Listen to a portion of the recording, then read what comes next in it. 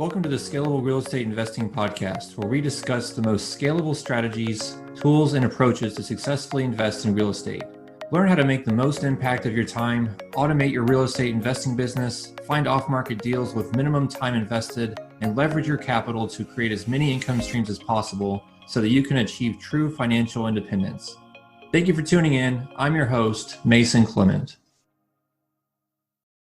Hi, Scalable Real Estate Investors. Thanks for tuning in to another episode of Scalable Real Estate Investing. I'm your host, Mason Clement, and today we have Jack Bosch with us, legendary land investor and real estate investor. Really excited to have him on the show. I think we'll just jump into things. And Jack, how are you doing today? I'm doing great. How are you? I'm excited to be here. Yeah, I'm doing excellent. It's not that bad of a day. Nice sunny Friday, and although it's October, it feels like summer and here in Texas still.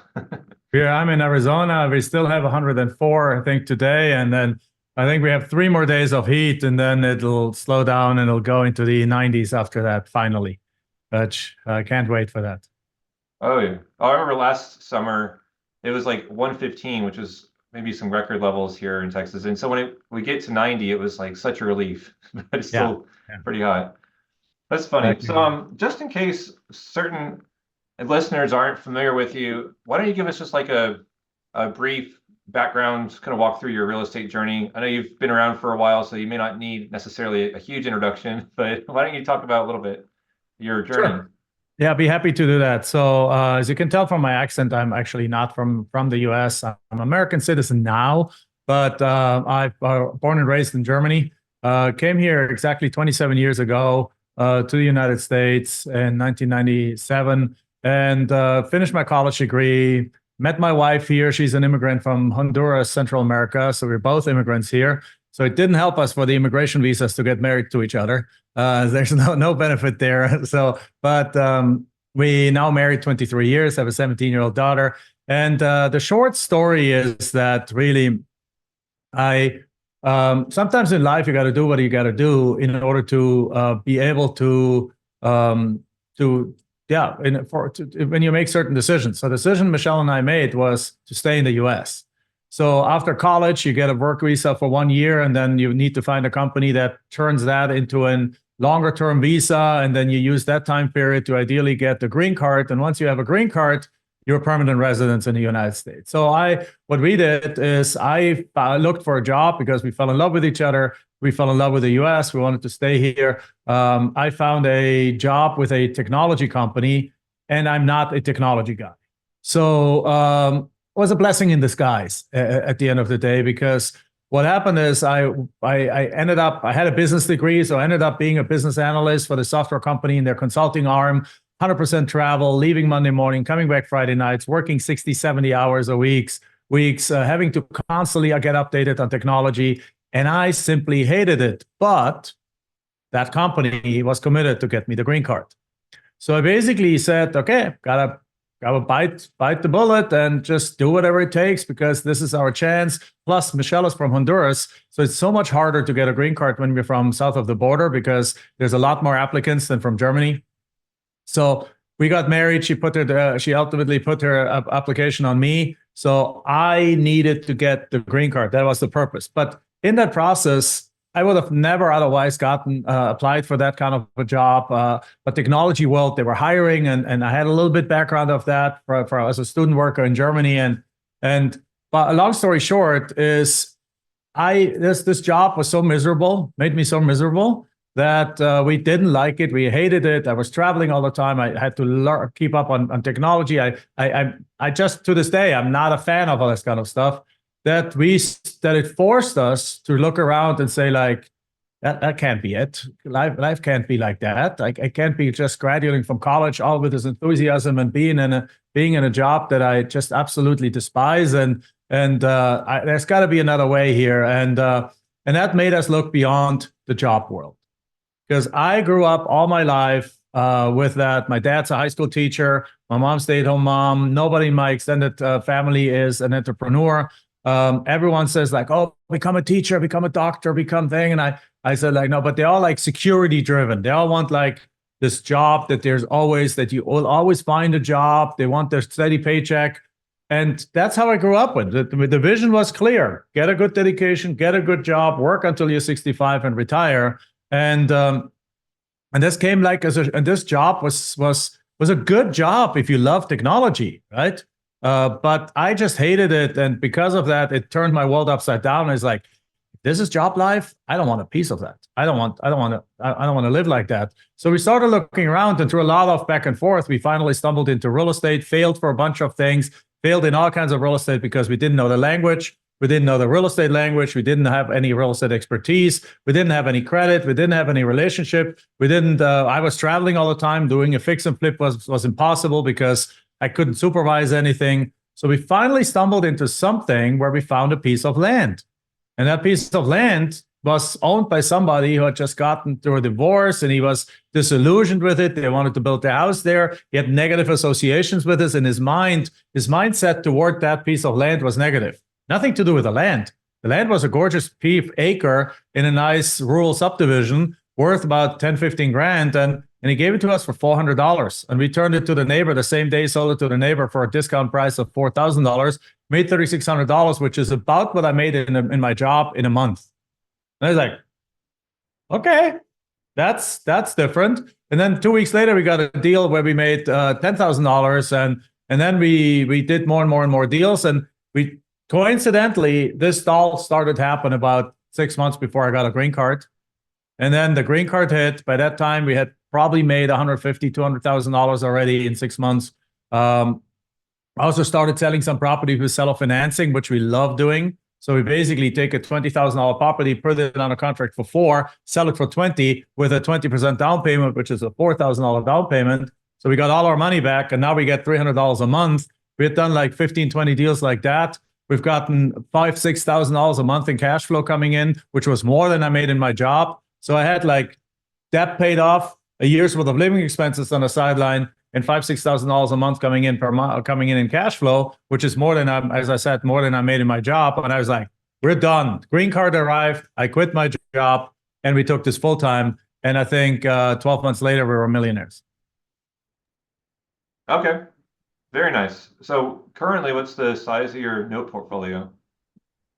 The note portfolio is not huge anymore. We used to have over $71,000 a month coming into our bank account.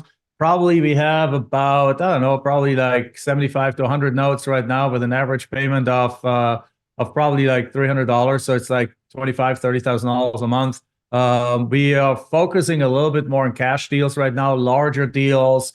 We're doing a little bit, we're getting into also entitlements and then actually like basically paper subdivisions, land splits, and just overall doing a little bit more of the cash side of things, and have elevated like to the higher price properties. And the higher price properties, interestingly, there's more people that can pay cash for a property when you offer it for 200 grand than there's people that pay cash for a property when you offer it for 15K. So at the beginning, we used to do those $5, $10, $15, $20,000 deals. And a lot of the buyers were like, yeah, I love this property, but I don't have 10 or 15 or $20,000. I have a few $1,000s down. So we sold a lot of them with seller financing. Today, if you put a property on a contract for 80 and sell it for 130, the people just strike you a check because they have the money, because they're looking to build a multi-million-dollar home or like $1 million home on there, or they're just wanting to have a ranch outside of town, and they're just more affluent, which is kind of an interesting, you wouldn't think that's the case, but that's actually the case. Okay. Yeah, I would think that as you go kind of higher in the food chain, increase in value, you'd have a smaller buyer's pool. You do have a smaller buyer's pool, but they're more ready to buy. The properties are more attractive. They're in better locations. They are overall, therefore, more, they're better properties, and they're closer to the city. They're larger. They have more utilities to them. They have better road access. They're better. They're easy, and as a result, they're actually easier to sell. Okay. Very interesting. Are you seeing your property sitting a little bit longer right now? Because I know like with the uncertainty of the outcome of the election and all that, that's what some of my agents have been telling me. What are you seeing? Yes, but it depends on the price point. What we definitely see in very clear in 2024 and 2024 is that the lower end of the property value scale is taking much longer to sell. So basically, again, those $5, $10, $15, $20,000 properties, they used to sell in a few weeks. Now they sell in several months, and it just takes much longer to sell them because. But I don't think actually that has to do too much with the election. I think the election always has a small impact. Like people are kind of like waiting with buy decisions until the election is over for anything. They're waiting with bigger investment decisions. They're waiting with overall decisions and they're just distracted by the bickering back and forth between the two parties, left and right. And I'm not going to say take sides here, but that's just how it is. But the reason why the lower rise properties, in my opinion, are selling slower is inflation. So we just went through a high inflationary period.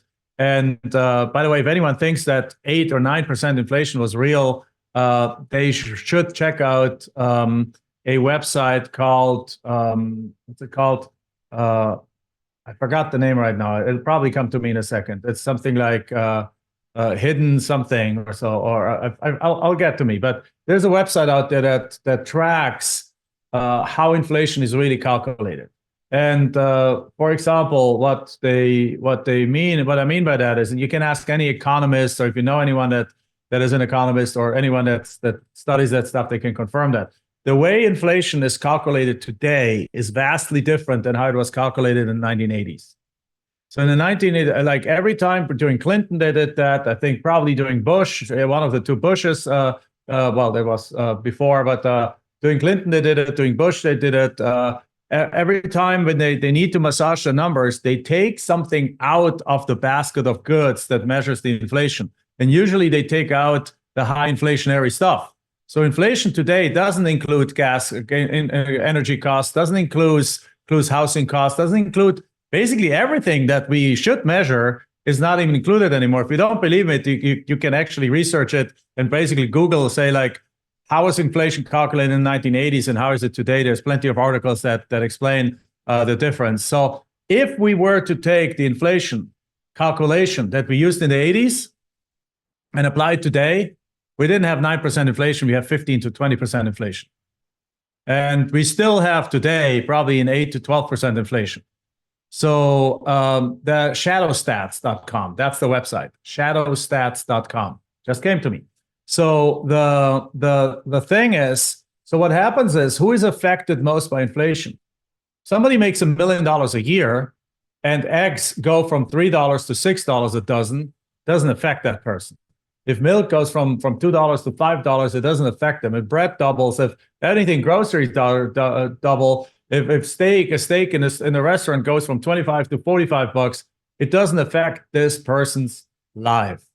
But if somebody makes 30 grand a year and pays $1,000 a month in rent and $500 for his car, and he has $500 left to live on, that makes a huge difference.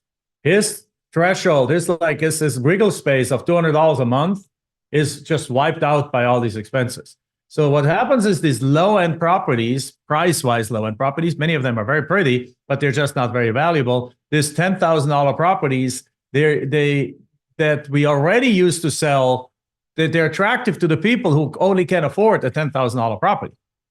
And they don't have the money right now to buy it. They don't even have the money to put $500 down and pay $150 a month because they're simply, inflation has wiped them out. So it takes much longer to sell those kind of properties. And again, to the same point, the $150,000 property that's worth $200,000, let's say it's $200,000 deal, $200,000 property, you get it on a contract for $120,000 and you put it on the market for $155,000, still a bargain because it's still at 75, 76% of market value. You put that thing on the market. The guy that wants to build $1 million home and has a $200,000 income and has a 6-figure self-directed IRA or has money in the bank, they don't have a problem with that. They can put 40 grand down and make an $800 monthly payment, or they can just simply go to the bank, get a construction loan, and pay that thing and buy it directly from you. So that's why I'm saying, like, yes, the lower end properties sit on the market much longer. The higher end properties actually in the right market still sell just as fast as they used to. Okay. Yeah, that's kind of the nuance to the catch is it's still got to be a good market, of course. Some place that people want to buy. Yeah. Yeah, definitely. Okay. And there's also a whole bunch of niches. Like one of our coaches in our coaching company, we teach land flipping now. He focuses on RV lots. Like, when COVID happened, two industries went like crazy: land and RVs. Because when people were like, they couldn't take their kids to the local park anymore, Americans realized that space is important. And so they started buying land like crazy. Land went on fire since then. And RVs also went, the RV market went up like crazy. They went on steroids, went on fire, and it still hasn't come down. So they sold hundreds of thousands, if not millions of RVs in the last 4 years.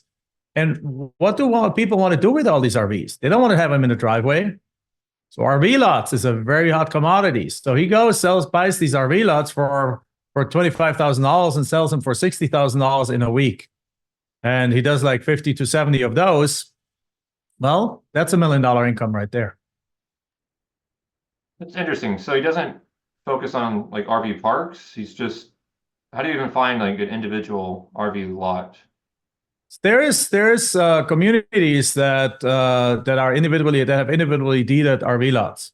So it's basically a driveway. Like it's a concrete strip. Some of them have a little shack in the back or have utilities to it, and they're individually owned. They have like an HOA fee or so, but you can buy and sell them like anywhere else. Not every there's the big RV lots that have like where you rent the space and they have like the pool and the things like that. And then there's other ones that they're simply deeded. They're basically subdivisions with individual ownership, and you can find them. And typically, you find them by simply looking for any that are for sale. So you just go look for RVs for sale, RV lots for sale, and they're not an RV lot in the middle of nowhere. There's an entire nest of them. There's an entire set of 200-300, and then you can find these areas. Okay, so I guess just like in your MLS search criteria or something, you would search RV friendly or RV lot. Yeah, you can do that, and then obviously if they're for sale, they're probably for sale at market values. But then you apply a direct mail strategy or a cold calling strategy or a texting strategy to then get in contact with the owners who don't have their properties on the market, and you buy them. But that applies to any kind of piece of real estate. Right. Yeah, that actually reminds me, I did sell one property like that on terms that was kind of these tiny lots, and I had 2 adjacent lots, and I sold them together, and the guy's still living there.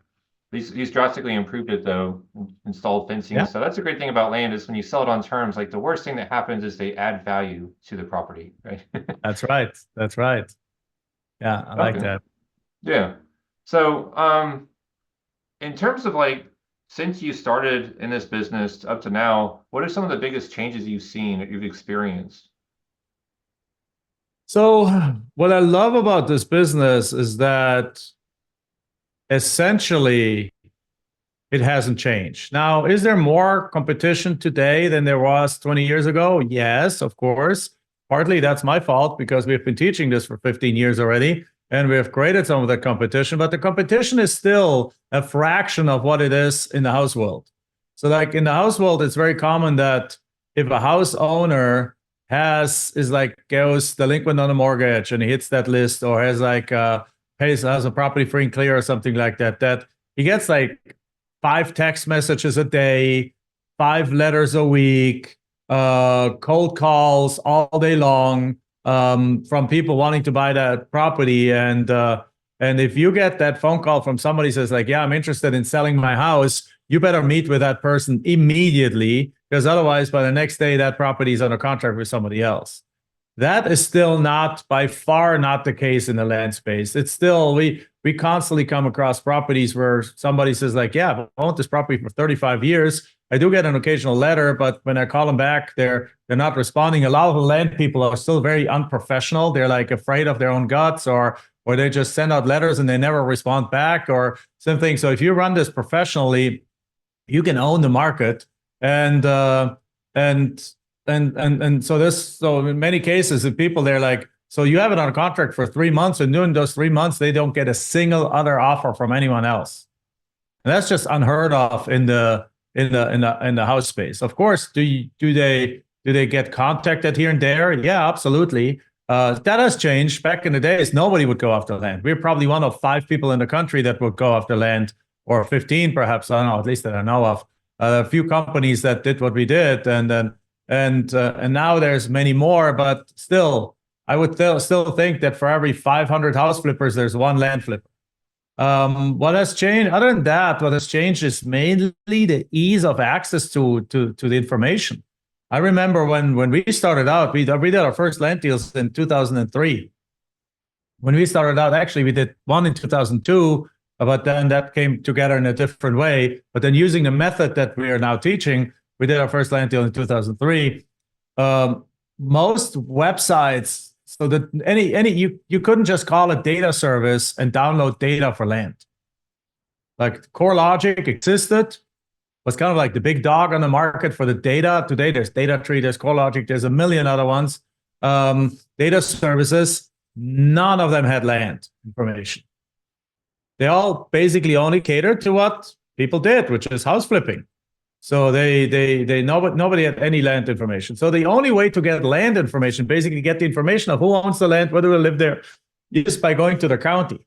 And even the county didn't know how to get it to you. So the county, you had to go talk to 3-4 people. We drove hours and hours to go walk into counties, stand there, so you couldn't be ignored when you stand there, because on the phone they want to get you off the phone. And we would have to talk to like 3-4 different people, find the IT person, the sole IT person in this rural county, to then explain to them what we wanted. Now that my IT background came in handy, because I was able to actually explain to them what we want. It's like, I need a extract from your property database that gives me this information, and ideally if they owe property taxes or not, or mailing address. And it's like, okay. So then we literally, with authorization sheets, we needed to go from department to department, have all the different departments sign off on that, bring it back to the IT guy, and then the IT guy would do an extract, burn it on a CD and give it to us. We'll pay like $200 for, and then we would go home, put it on our CD. Up comes this cryptic spreadsheet that we then needed to go and either send to somebody, or we had to go and figure out. And again, my IT background came in handy. Put that into a spread. Make sense of these cryptic fields, put them into a proper format, and then we could do a mail merge and start sending out letters. Another thing that changed is that, for example, mailing houses back then were all big corporate mailing houses where you needed to send out at least like 10,000 or 50,000 letters for them to even take you on as customers. So at the beginning, we printed all our letters out at home, and then we send them out. We kiss them, put them in the mailbox, and send them out. Today, there's mailing, there's data services, DataTree, CoreLogic, I don't know, there's a million of them. Then you pay $197 a month fee, and you can download a ton of records directly into your CRM. We built a CRM, the best land flipping CRM in the industry, that literally is tied into one of the top data services. So you download your records. It's tied into a mailing house. We're now contracted with mailing houses where you can, if you want, you can send out a single letter. Now, of course, you wouldn't want to do that, but just like the threshold is no longer 10,000 or 50,000. The threshold is 1. You want to send out 100 letters, you can send it out to them. You want to send out 500 letters, you want to send it out. You want to send out your offers to the mailing house, you want to make 17 offers, you send them out to them, and it's all directly on your fingertips. So everything has gone, it's so much easier that I haven't visited a county in 17 years anymore. So or just around 2006, 2007, it started getting to the point where everyone had broadband internet, where all the counties had proper websites, where the data services starting really, because we convinced them to have some land data, where we could start to have some land data downloaded, and actually that might have even taken a few extra years. When we started, I mean, not even the iPhone existed. The iPhone came out in 2007. We used to have printed out maps to try to find these properties. Now you just like have the GPS coordinates on our app or our CRM. There's a link to it. You just click on it. It pulls it up in Google Maps, and you say go there, and it gives you driving directions to the property. Not that you actually have to visit it. I haven't visited a property in 17 years, but all of this has gotten so much easier than it was back then. And I think that technology has made it over so much easier, even though while there's a little bit more competition, but the ease of use is way better, and still makes this the best, in my mind, the best real estate strategy out there. Okay. Yeah, it's very interesting. It reminds me of when I was first starting out of college in like 2011. I learned about kind of the pioneers in that space, which was bankruptcy, trade claims, unsecured debt that we were buying. And the same principle, reach out to the owner and just contract with them directly. But back then, it was like the best time to get in was in like the 80s, before all of the court documents weren't put online. But even in 2011, it was pretty modernized, so the speed of information was a lot faster, and people could find out stuff and investment opportunities a lot faster. Yeah. It's the old saying of like, everyone wants it easy, and if you are willing to go the extra step, you find the gold mine of deals. So like, there's particularly in those counties, there's a few counties that had nothing online, zero. There was like a static 1995 website with like a picture of the county assessor and a phone number. That basically was their entire website. So by going down there personally and digging for the information, literally microfiche, in some cases, we had to go through microfiche and find like the addresses of some properties and the aerial pictures of some properties, and going to the map books and getting copies of the maps of the things. By going to that, spending a day, like obviously not for thousands of property, only for the ones that we went there twice. Like once we get the data, then we send out our direct mail, we get a bunch of responses, and then with those responses, we go back and we figure out where even are those properties. Because again, maps didn't exist, and Google Maps and so on. And by going to that extra step, we made millions of dollars by just doing the extra step that others weren't willing to do. Interesting. So in terms of the marketing channels, you've mentioned mail several times. Is that like the primary method y'all use, and you also teach your students to use, or are you also diversifying, using a few different? We used a few different, but I'm still a big fan of direct mail because it just still has an almost 10x higher response rate than for the housing in the house world. So I belong to a mastermind of one of the top real estate investors in the country. There's like 600 people in that group, and then the top 200 do like 100 plus deals a year, and most of them are house flippers. And when I ask them, what's your response rate on your letters, they typically on the direct mail piece, they typically say like 1.2 to 1.3%. Now, this is not the micro list of like 57 super high qualified people that were from which they probably buy 2 properties. This is when they do mass mailing to like high equity owners, longtime homeowners, mortgage foreclosure owners, and things like that. So where they can go blank at the market with like 50,000 mailers in 1 month or so. They're getting like literally a 0.2-0.3% response rate on that. We in a similar market still get between like a 1.5 and 3% response rate. So whichever way you do that, that's 5x to 10x the response rate that our letter and our direct mail piece gets. So we still like that. And I mean, there's still areas where you can get 5-6% response rates, but usually those are the super cheap areas that we currently don't go because the selling takes longer. So I'm not gonna go claim you can get those response rates, because while you can, it's not necessarily where you should be operating. But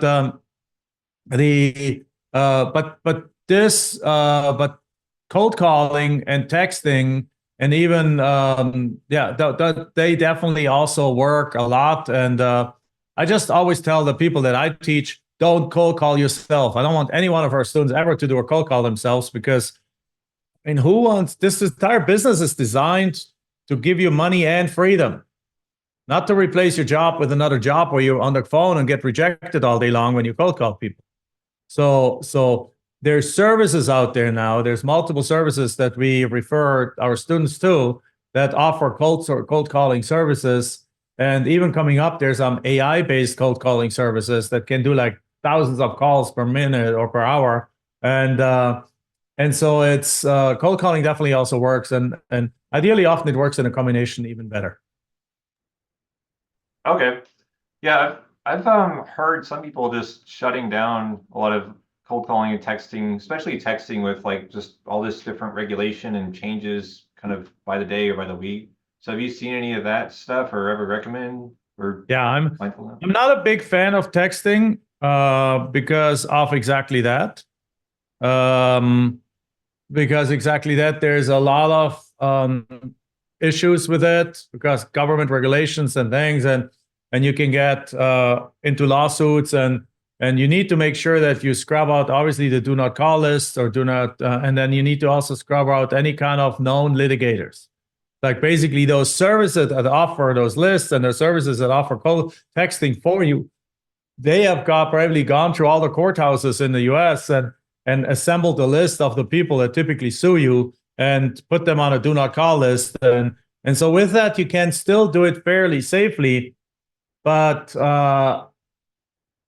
I think if I want to take this question a little different direction, what I love about land flipping is that the urgency factor is taken out of the equation, which is not the case in house flipping. And you probably enjoy the same thing because, like, when you send somebody a direct mail, they'll call you within a few days of receiving it.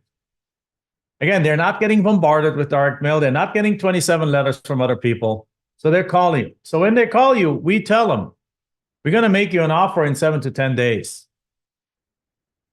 So then we take 7 to 10 days, which means that if my daughter has a volleyball game, she doesn't play volleyball, but she's starting soccer now. If my daughter has a soccer game in high school, I'm going to go watch that soccer game. And when I turn my phone off, and when I come home at night, I'm going to go look at the comps of that property. You're going to find the value, and I'm going to send that offer out the next day. I don't have to rush things. But if I text somebody, guess what? They're going to text me back 5 minutes later and say, like, yeah, I'm interested in selling the property. I can't take 2 days to text back because texting just doesn't work like that. Texting is an instant response kind of thing. So if you want to do texting, you got to build a better infrastructure. You got to hire a person. And of course, we in our business, we can do that. But I'm thinking about the beginning investor, and the beginning investor doesn't have a virtual assistant 8 hours a day sitting on a virtual text platform with a pre-written text answers and fully trained to be able to text back. Right? So, but a beginning investor can send out some direct mail or even do some hire a cold calling company to get somebody say like, yeah, I'm interested in selling, then have that submitted to the CRM and have the expectation on the cold calling side is like, okay, great, we're gonna look at your deal and we're gonna make you an offer in the next week. And now they have a week in between work at night on the weekends to actually work on it and then get those offers out and then get deals accepted. And that, to me, I just don't like texting for that matter, because I don't want to have to be available all day long to respond or make offer decisions, because they're now waiting for an offer, which means I got to drop everything to go do a value analysis and figure out what that property's worth, or going to have somebody in my team do that. But again, if somebody's a beginning investor, they're going to have to drop everything and figure this out and then make that person an offer like the same evening or by the next day. They can probably buy a day by saying like, great, let me look into that. I'll get back with you by tomorrow. But with texting, you can't take a week to respond. So while texting works, and one of our students, we just had a mastermind. We have a mastermind for the top real estate, for the top land entrepreneurs in the country. We just met earlier this week, and one of them is a guy that's pulling in $1 million a year just texting. So he has he has a team in place with 2 virtual assistants. They're texting, they're responding, they're training, and with that, he makes $1 million a year. So can you absolutely blow this up? 100%. Just for my own business, not the perfect, and is not what I like to do. And for what we teach people, it's not something I recommend right at the beginning, because in most people that start in our coaching program, for example, they have full-time jobs. They do this part-time, and they can't just drop everything to go make an offer. Yeah, it definitely makes a lot of sense. I've experienced that. If you don't respond immediately, they write you off as scam and spam, robobot, texter, and all that. It's just they're programmed to be extremely toxic and negative, bad people to, telemarketers and all that stuff, and definitely get lumped in that bucket pretty quick. So I understand that.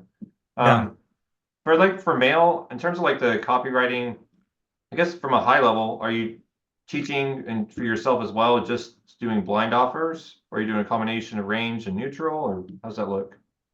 So we use what we call a neutral letter, is our first and most favorite one. We keep testing it, but it's usually a transition. When somebody starts with us, we usually ask them to go out with what we call a neutral letter, which is a letter that we've tested a million times. And just recently, one of our team members tested it again with $10,000 worth of mail, and we just tested a few variations, and it still had the highest response rate. And that letter basically invites the property owner, the landowner, to call us. And then when the call comes in, we have a call center take it. But then we get a bunch of information about them, whether they owned it from it, if they inherited it, and things like that. And that helps us with making proper offers. Then we send out offers, and then we get some accepted, and then we do those deals and we make money. After that, though, once we have identified, or once somebody has done this for a little bit, and they have identified some really good areas where they can get deals and make really good money, usually what we recommend is you switch to a blind offer kind of model, where you go then, and we basically go or an offer per acre, but still a blind offer model, because you already know the area. And blind offers are really easy and really good to do if you know this subdivision or this area has 5,000 lots. Every lot I can pick up for $7,000 and sell for 25. So let me just go and offer everyone $7,000. Then we get 10 accepted. Great. So then of those 10, we just now sell each of them for 25. We make $17,000, let's say, after closing costs. And let's do that again. Perhaps next round we offer everyone $10,000, because $15,000 is still a good profit, right? And then et cetera, et cetera. So you already know, what the values are, what's going on in the area. So the benefit of talking to the sellers diminishes a little bit, and instead you just go and do those blind offers.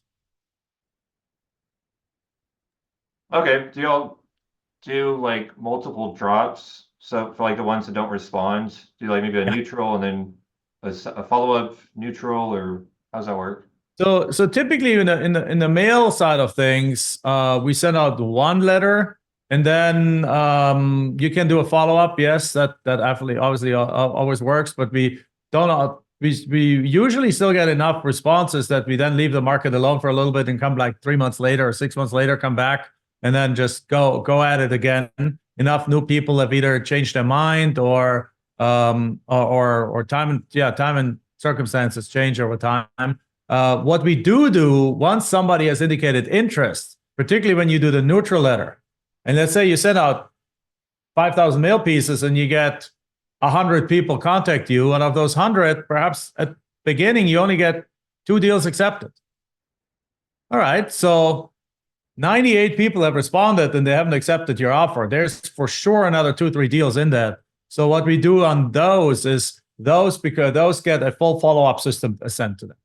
So they basically get a couple of weeks later, they get a Sly broadcast message sent to them, a ringless voicemail sent to them. It's like, hey, listen, I made you an offer a couple of days. It's about to expire. If you want to talk about it, we'll talk about price, call me. Because sometimes you might have made a $10,000 offer and on a $35,000 property, and they wanted 15. Could you do 15? Yeah, it's a little tight. You might only make like 10 grand because you wholesale it for 25, let's say, but it's worth talking to them because you might be able to settle for 12 or 13, and then you settle for 25, and after closing costs you make 11 or 12. That's certainly good, right? That's nothing bad. Our average profit for our students is like $15,000, but that includes some deals where they make 2,000 and some deals where they make 200,000. Right? One of our mastermind members just made $1 million on a deal, and another one is working on a $500,000 deal, and so on, and a couple are working on multi-million-dollar deals right now. But it's worth that. And if they don't respond to that, you send a second offer. And if they don't respond to that, you send out a follow-up email and a follow-up message and a follow-up voicemail. And you basically do follow-up like a whole bunch of times until really the last one has responded. And typically, you can get your success rate out of 100. So if you do the neutral letter, as we said, that just invites them to call you back, and you get 100 phone calls, you typically can get it down to one of every 15 to 20 that accept your offer. So you essentially get like somewhere between 5 and 7 deals out of that. And if you think about that, now you spend 5,000 letters. Let's say you send it out first class, it costs you about 75 cents a letter. So that's costs you about, let's say, roughly say $4,000. But now you get 7 deals, 5 to 7 deals out of it. Each deal only the marketing cost of each deal is only about $600 to $800, or $700 to $900. But your average profit is $15,000. So I always like to say, like, how many times would you like to put in $800 and get 15 out? And so these numbers hold up pretty well once you have your systems in place, right? So let me say, be clear on that. At the very beginning, you obviously you got to do some little bit testing of areas, and we have a clear-cut plan for that we go take our coaching students through. We even add some texting and cold calling at the beginning to front load them with leads so that they have a success right quickly, and they have some extra money that they can reinvest in their business. But then once their systems are in place, that's how it typically looks like. Okay. When I speak with other land investors, even for myself, what I've experienced is the response rate kind of declining over the past couple of years, maybe because more people are sending out mail. So if that's happening for an investor, say for one of your students, what do you recommend be done to kind of resolve that issue? Yeah, follow-up is the answer. And we're definitely entering a market where really anyone could get as many deals as they want, to now being in a market where you just, it's not like you can get as many deals as you want, but you just gotta be more professional about it today. So you need to put in some systems in place. It's still simple because you don't have to estimate repairs. I like to say there's no 3 T's, no tenants, toilets, and termites. There's no repair estimates. You don't have to go see the property. It's just a piece of land. You can look at Google Maps, Google Earth. The county geographical information system has aerial pictures. Now there's websites. There's landai.org or something like that, where you can just type in the parcel number. It pulls up the property aerial picture with the thing around. You can pull the information of all the neighbors. I mean, there's so many technology tools today that makes this so much easier than it ever was. But on the downside, you got to be a little bit more professional because there's a few more people in the market, but still 100 times less than in the housing market. But yeah, response rates have gone down. And I think they've gone down again for 2 reasons. One, it's a little bit of a seasonal kind of thing, like market thing, when right now, like, people are like, we're like in an economic, nobody knows. Are we in a recession? Are we not? I mean, nobody has a clue. Government doesn't want to tell you because obviously if they admit that we're in a recession, people are going to get upset and they're not going to vote for the Democratic Party. And so they're trying to hide it. And the Republicans would do the exact same thing. So I'm not even bashing one thing over the other. So they're trying to hide that. And but what you feel is that people have a little bit pain out there, and with the insecurity, some people are selling, but many people are saying, like, well, if all goes to hell with Israel and Ukraine and all these wars, I want to keep my piece of land over there to go be able to like escape over there. So I think there's a little bit of a hesitation to sell right now, which I think as soon as these conflicts are hopefully resolved in the future someday, will go away. And then also when the economy goes up again, for some reason, people are like, well, yeah, let me perhaps buy a nicer piece of land and sell this one, or that we always find it kind of interestingly that when the economy stutters a little bit, response rates actually go down instead of going up, because the same happened in 2008 and 9. We just cruised through to that recession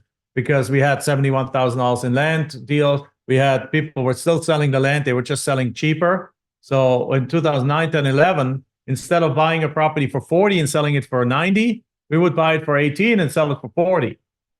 So our margins were cut in half, but we're still making $20,000 a deal, and we're still doing well through the 2009, 10, 11 recession. But it did take a little bit more to get people to respond for whatever reason. Yeah, it's interesting. I never thought about it in terms of where we're at in the economic cycle. So makes sense. But of course, I mean, the fact that more people are in the market plays a role. But it's, again, I want to make clear that we're not at a overflow of competition, Red Sea level where there's sharks left and right like there's in the housing world. I mean, I know people here in the market that fight every house that comes on the market. 4 or 5 guys that I know very well are fighting over the exact same properties every single day. That doesn't happen in our world. Interesting. Okay. I mean, you probably come across, you do land deals, so it's probably come across sometimes a situation that they're like, yeah, I got a couple of offers sitting here, and then you talk to them and they'll perhaps accept yours or they accept somebody else's, but it's usually not, but it's not every deal. It's like every once in a while somebody has a couple of offers, and many times they say like, yeah, I got a few offers in the past, but nobody reacted, because again, a lot of people in our space are still operating very, very amateur-like, and they're making offers. Like, I see it myself. I get a few offers. I have like 200 pieces of land that I own, and I get probably 4 or 5 offers a month on those. Only 4 or 5 offers a month on 200 properties. So sometimes I look at these offers and they're good enough for me to accept them. So it's like, yeah, I picked it up for 20 cents on the dollar. They offer me 45 cents on the dollar. It's like, I'm doubling my money. So I sign it and I send it back. 9 out of 10 cases, I never hear anything from them ever again.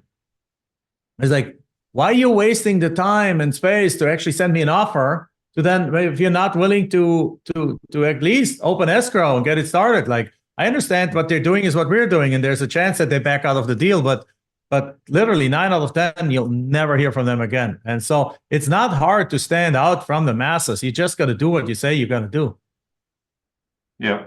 Yeah. And I think consistency too, it's something I've struggled with, is if I don't have like the right person in place to send those mailers out consistently or do the list and all that stuff, then the music will stop, which is not fun. Yeah. Absolutely.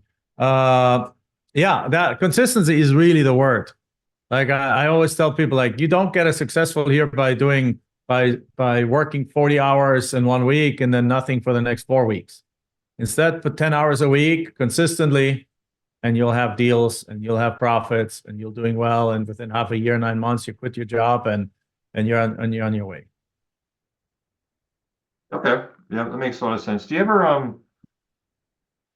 I've heard, at least like in the housing world, where they have different data service providers, like Dataflix one, where they use kind of predictive AI to have a very concentrated list. Like you kind of mentioned before, like kind of a micro list. Maybe it's like 100 or 500 leads, but they're a lot higher chance of converting. Is that ever done on land? Because I've even heard people do it on land. Usually it's just yes, it is. It is. As a matter of fact, there is a company that is integrated into our software that does exactly that. So what you do is you use our software to go pull, let's say, 5,000 leads, and then you immediately go, and we have a full integration into it. You press a button, it opens up their portal, you upload it there, and they have an AI that is that pulls. Well, they call it Betty, so they give it a Betty score. So the company's called Reworked AI. But again, you can use them separately. You can use it through our software, and what they do is they have enriched that data through, like, I think 28 different other demographic and financial sources. So they know if somebody, like the seller's credit score just went from 700 to 400. Well, they probably declare bankruptcy. They know if they declare bankruptcy. They know if they just sold their house. They know if they just lost their job. They know if they're in prison. They know, I mean, I don't know what they know and how they get that information, but they have the ability to do that, and therefore assign a score to that person. And as soon as the higher the score, the better. And they give you a recommendation of which ones you want to go after. So you can go, and I don't know exactly the range of the score, but I think they say something like, if you go above a Betty score of 200, you get to really good results. But you can also go above a Betty score of 400, and then there might only be like 50 records in the 400 range, but you have a extremely high chance that they're like either passed away or broke or just went through a divorce or just inherited the land or something, and they come to you and they're like have a high likelihood of contacting you and you getting a good deal. Okay, interesting. Yeah, I definitely have to look into that because that's one struggle too. Is like with a really low holding cost for land, or if they inherit it or whatever, and they just pay the taxes, but they're kind of aloof in terms of whether or not they sell. I just found it's probably better to find more motivated leads for whatever reason, or mainly usually like you said before, it's like people that are just disconnected from it emotionally. One day they were going to build on it, never did, spouse passed away or whatever, or divorce, and that's why. Yeah. Exactly. Okay. There's plenty of those. There's plenty of those out there, and the data that existed in the housing area for quite a while now exists for land too. Okay. Very cool. Do you know what they charge, like per record? I don't. I don't how much. I don't know how much they charge. It's not expensive, and it's definitely worth it.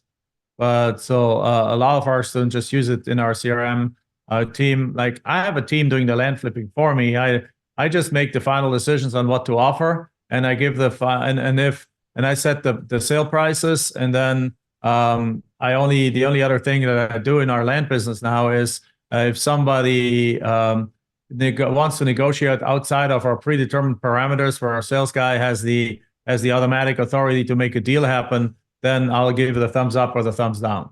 And other than that, I'm not involved anymore. I mean, we do lots of land deals, but so I don't know all the little things sometimes, like how much do they exactly charge? I know it's not expensive. It's a few cents a record. Okay. Very interesting. In terms of just like the dispo side of selling properties, I know the conventional models, like, yeah, you just buy the land and then you sell it later. But obviously that can create a lot of bottlenecks in terms of using your own capital. So what do you usually teach your students? Is it a combination of their own capital and wholesale and other stuff, or what do you think is a good approach to really, So our preferred holding, our preferred holding time is 5 minutes. So we teach our students to do mostly double closings. So double closings, dry double closings, as I call them, where we basically use the buyer's money to pay for the entire transaction. So you put a property under contract for $30,000 and you sell it for $70,000. You're making a $40,000 profit.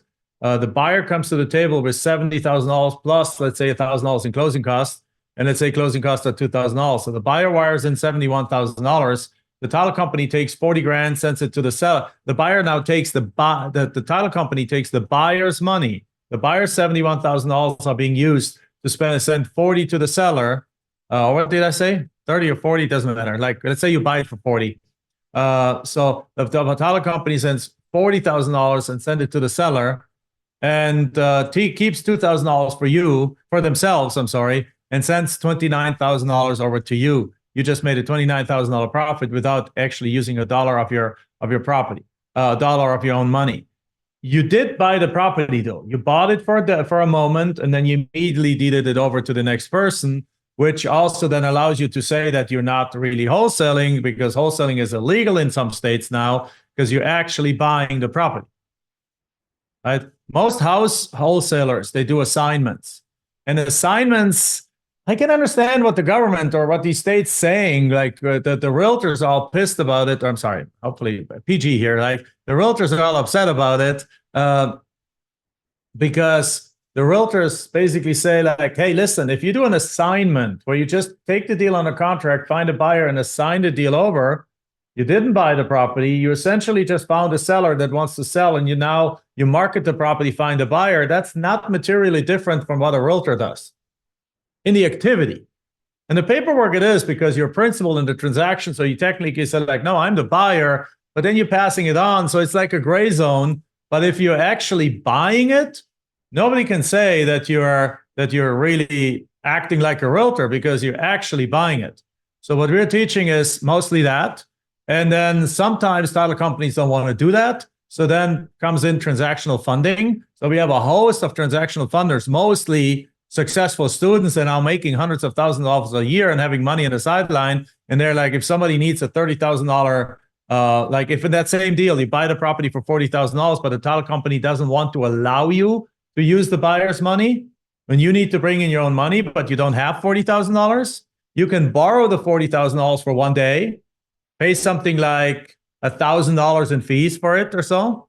And then what happens is now they wire the money in, you use your $40,000 that you borrowed to buy the property for a day. And then that same day, the seller now uses the $70,000 to buy it. So the title company then takes from the seller's money, from the buyer's money, the buyer's wires in the $70,000.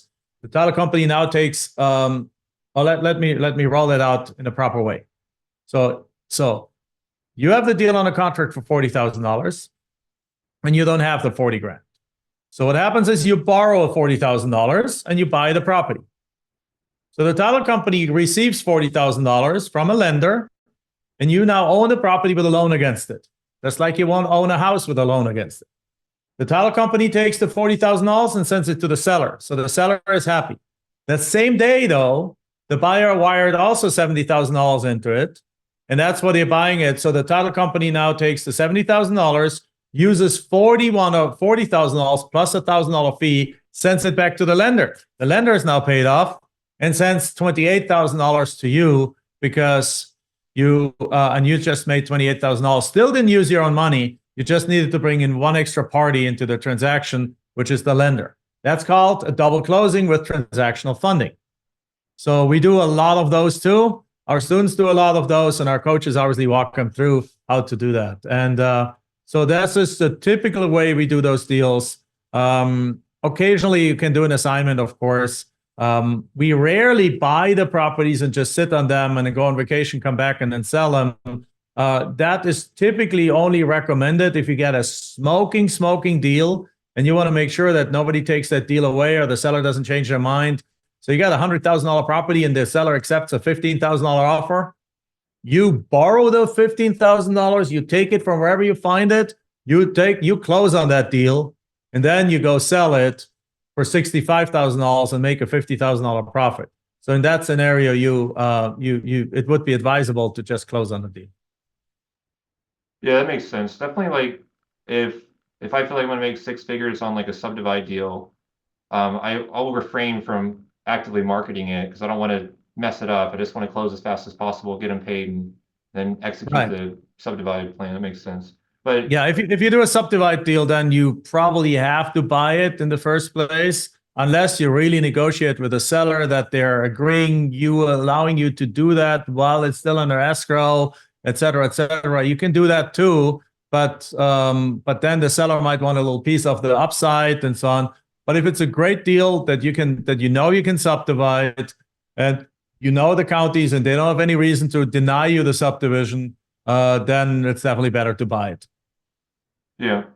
One thing I've struggled with in my own business is when I can't find a buyer and my contract is expired with the seller, and sometimes I'll just extend it, but sometimes they kind of get wits in, they get sick of me, and like, what do you suggest your students do, or even your team do when that happens? So there's a couple of things, Stefan. Again, it depends on what it is. Sometimes, like, I don't know, how long do you make your contracts out for?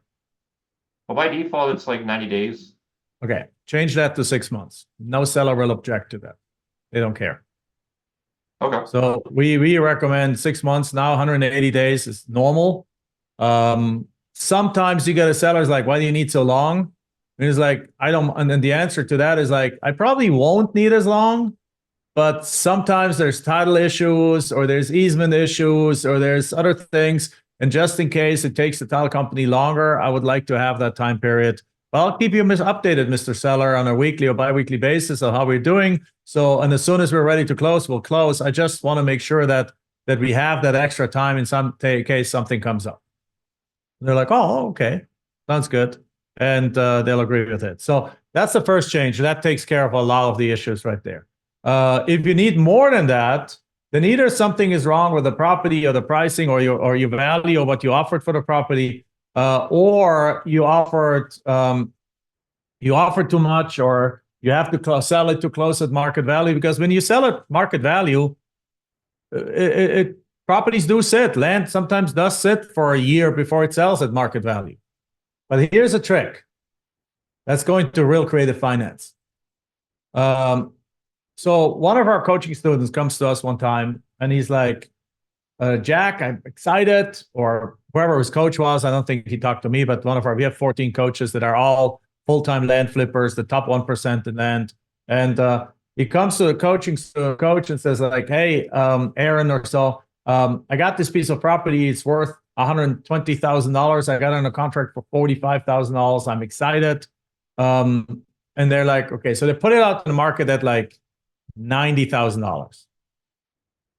And people love the property. Everyone loves the property. But the offers that come in are all offers that are, yeah, I want to buy it at $90,000, but I don't have $90,000. I can give you a $20,000 down payment. So the student comes to us and is like, what do I do? I have it under contract for $45,000, and they're only offering me, they're not budging at the price. $90,000 is fine, but they're only offering me a $20,000 down payment, and I don't have. You see the problem? Like I have to pay the seller 45, but I'm only receiving as a down payment 20. There's a gap of $25,000. How do I solve this? And first we're like, you gotta say no, but then all of a sudden we're like, wait a second, there's a different way here. And the way is, now it gets a little more complicated, but it's true creative finance. Is at that time, a lot of our students started creating notes, basically allowing the seller financing. And our favorite seller financing deal, quick parenthesis, our favorite seller financing deal is a deal where you get a $30,000 property for $4,000 or for $5,000, and you sell it for $30,000 with a 20% down payment. So you get a $6,000 down on a property that you only have to pay the seller $5,000. So you do the double closing again. You schedule, the buyer pays in $6,000, the title company takes $5,000 and sends it to the seller, keeps $1,000 themselves, and gives you the property, and gives the property to the buyer, and the buyer signs a loan servicing agreement, and you just bought and sold the property and created a seller financing deal without using any of your money. You don't have any money, you don't have any profit in your pocket yet, but you were able to buy this property without using any of your own money and then sell it right away. So it's basically a double close with seller financing. So now the buyer starts making $300 a month payment. So let's say you sold this for $30,000, they gave you $6,000 down. So they still owe you $24,000, and that's a note. So now that note pays you $300 a month, you collect the money, it's wonderful. But what if you need cash? Can you sell that note? And over the last 5-6 years, the note market for land has exploded more and more. Like 6-7 years ago, it was very unusual to sell a land note, and the note buyers would look at it weirdly. Now it's no longer the case. The note buyers are happy to buy these notes, and they're offering, if you structured it right, they're buying these at 90% of the note value. So you have a $24,000 note, and they're willing to pay you $22,000 cash for that note. So could you do that? Absolutely, because here's the deal. You bought it for $5,000, you got as a down payment $6,000, title company got $1,000, you got $5,000, and you use that $5,000 to pay the seller, so you have no money in the deal, and you have a note of $24,000 that now somebody buys from you for $22,000. Your profit is $22,000 cash. That's a good deal. So now we integrated that into this deal. So I know it's a little complicated, but if you look at it right now, you have this property, this, again, the $90,000 deal that you got for $45,000. So you get it on a contract for $45,000, put it on the market for $90,000. Somebody says, I want it, and I want to put down $20,000. You're like, can I accept this? Yes. Here's how you do it. You add a note buyer into the scenario. So now it's really 4 transactions. Number one, you say you buy it from the seller for $45,000.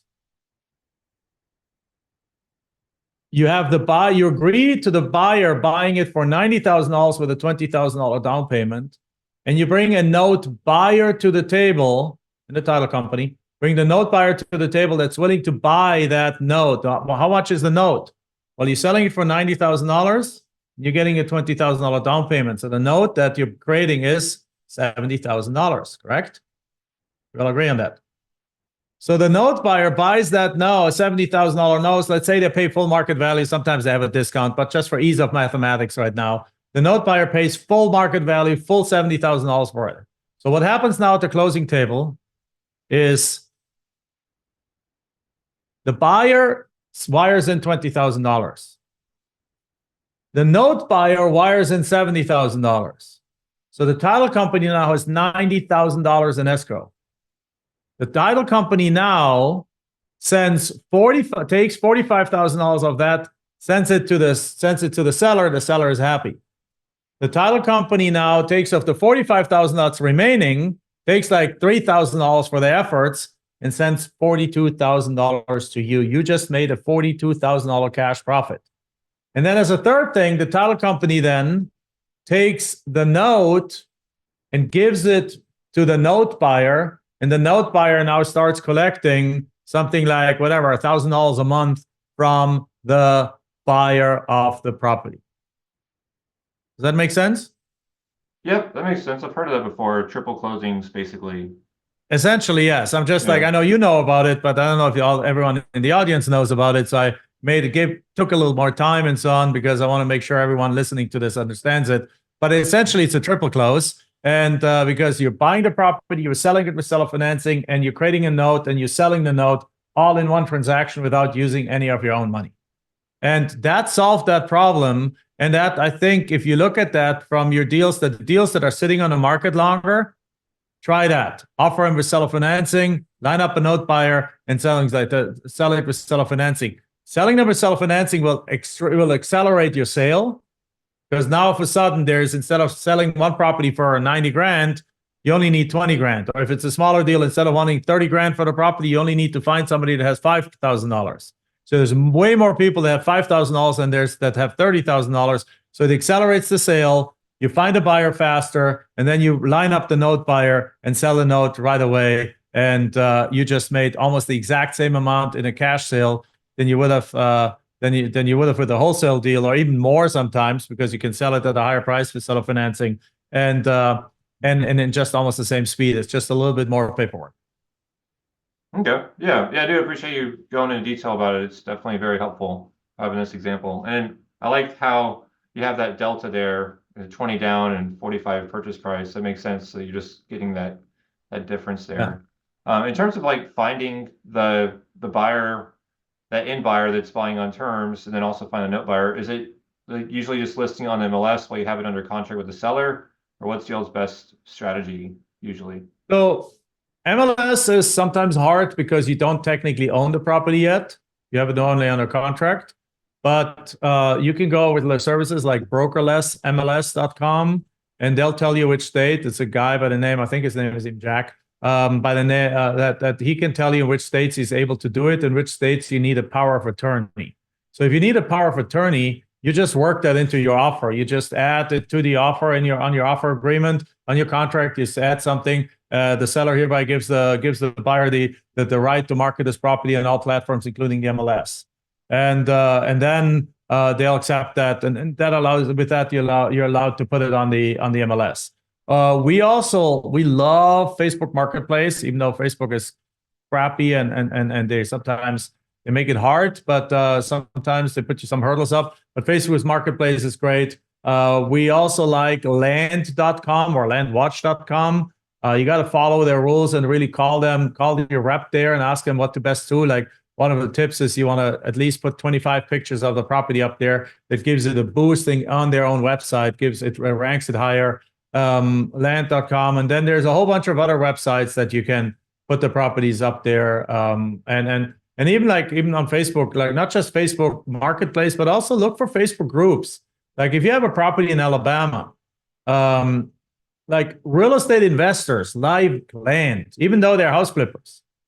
Like I know a ton of real estate house flippers that would love to have 40 acres an hour outside of town.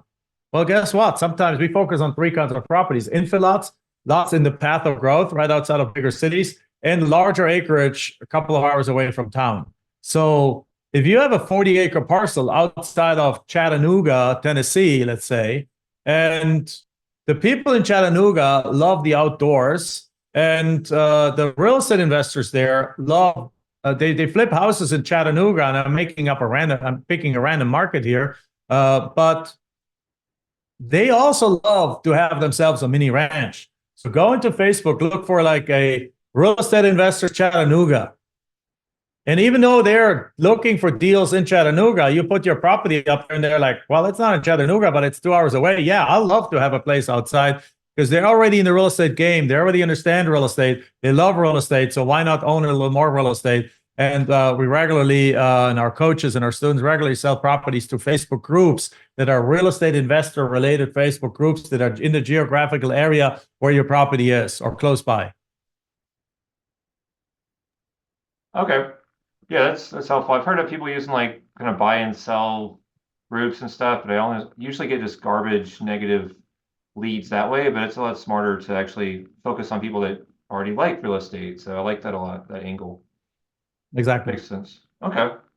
Perfect. Well, I know we've this call's run a little bit longer than expected. I think I've hit on most of the questions I wanted to discuss. So we haven't even mentioned the name of your coaching program, and it's Land Profit Generator, right? That's right. Yeah. Or if anyone wants to know more, you can go to Land Profit Fun, like having fun, at landprofitfun.com. And if you go there, you can download like a 30-day blueprint that shows you exactly how this all works. I hope that's okay to share. Yeah, absolutely. That was my next question, was where do you want to direct people if they want to learn more? Yeah, Land Profit Fun is the best place to go. From there, you'll probably then get an invitation here and there to something else, some of the other things. We're having several, like sometimes we do like multi-day free training sessions of like an hour and a half a day. We're having one coming up October 21st.